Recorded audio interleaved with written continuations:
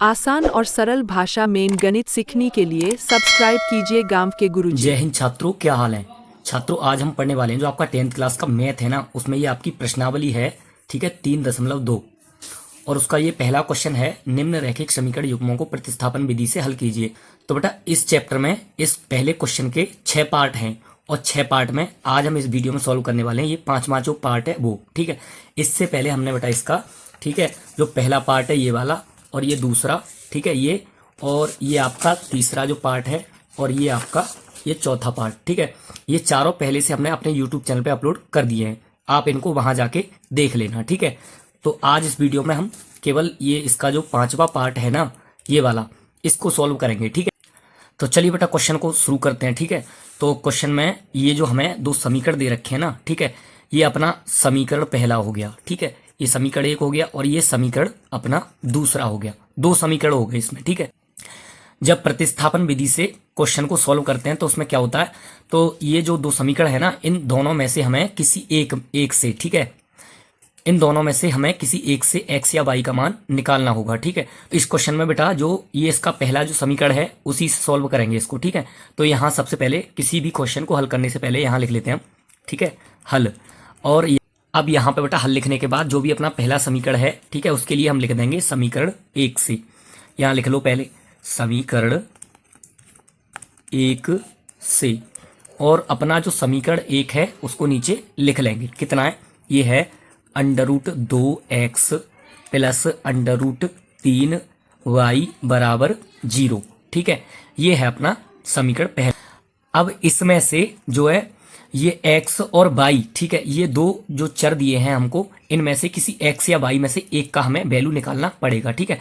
तो चलिए x का ही वैल्यू निकाल लेते हैं, ठीक है। तो x की वैल्यू निकालेंगे तो ये क्या हो जाएगा, ये इस सबको इसको पक्षांतर कर देंगे, 2, ये हो गया अपना √2x, ठीक है, और प्लस का साइन ना लगाते हुए हम इसको जो प्लस का √3y है इसको इधर पक्षांतर कर दे रहे हैं, ठीक है। तो कर देते हैं, ये क्या हो जाएगा, ये हो जाएगा माइनस का √3y।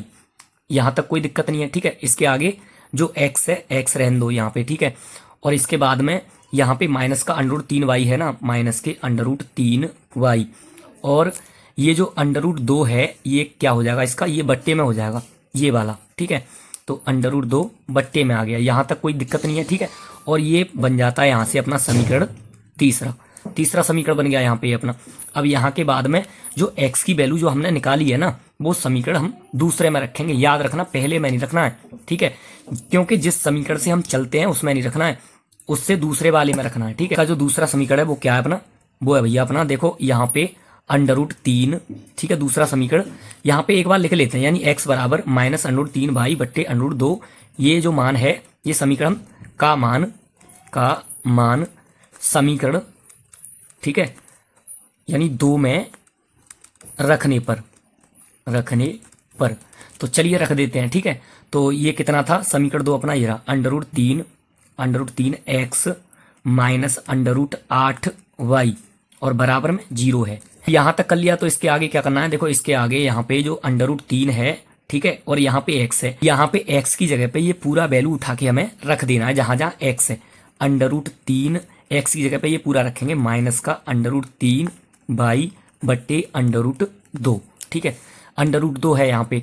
और इसके बाद में जो बचा है उसे भी लिख देंगे, ठीक है। बचा क्या है यहाँ पे, माइनस का है, तो माइनस का √8 और y बराबर में 0।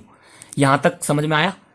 यहाँ के बाद में हमें क्या करना है, इसका जो √3 है कोष्टक में गुणा कर देना है, ठीक है। तो चलिए गुणा कर देते हैं, तो ये हो जाएगा माइनस का, ठीक है, √3 का गुणा √3 में करेंगे, ये √9 हो जाएगा, ठीक है, और y की जगह पे y, और बट्टे में कितना है √2, और माइनस का ये कितना है, ये है बेटा अपना √8y है, ठीक है।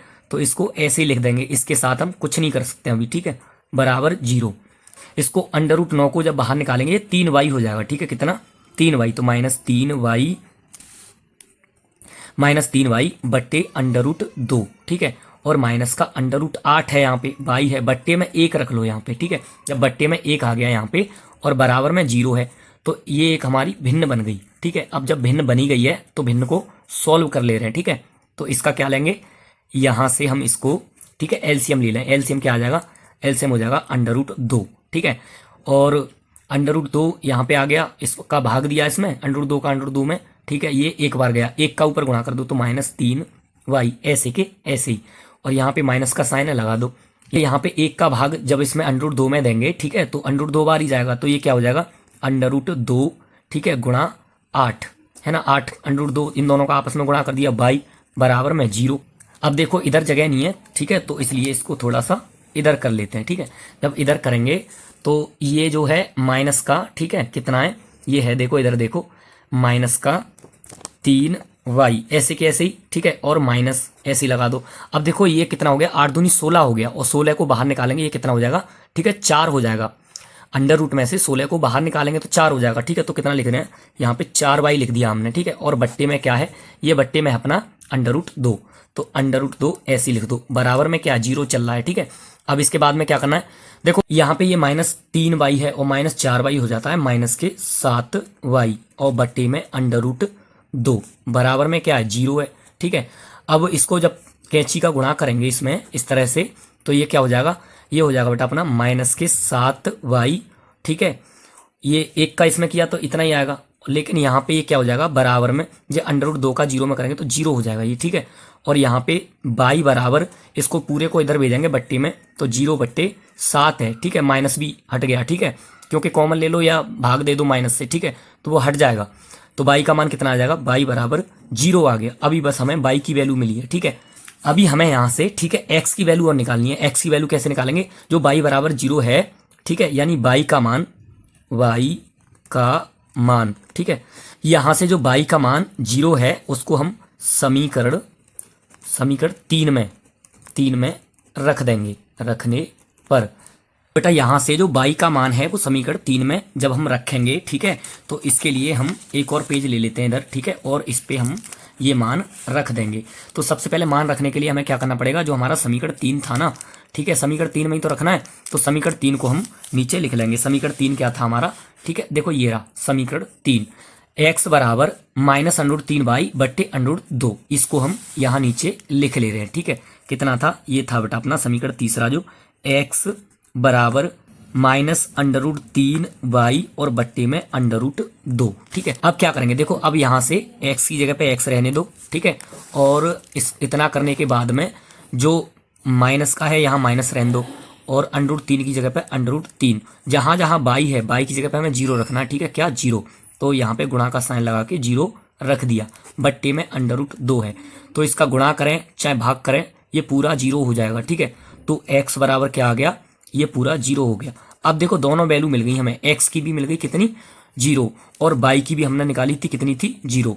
तो बेटा यही निकालना था इस क्वेश्चन में, ठीक है, x और y की वैल्यू, यही क्या हो जाएगा अपना आंसर हो जाएगा, ठीक है।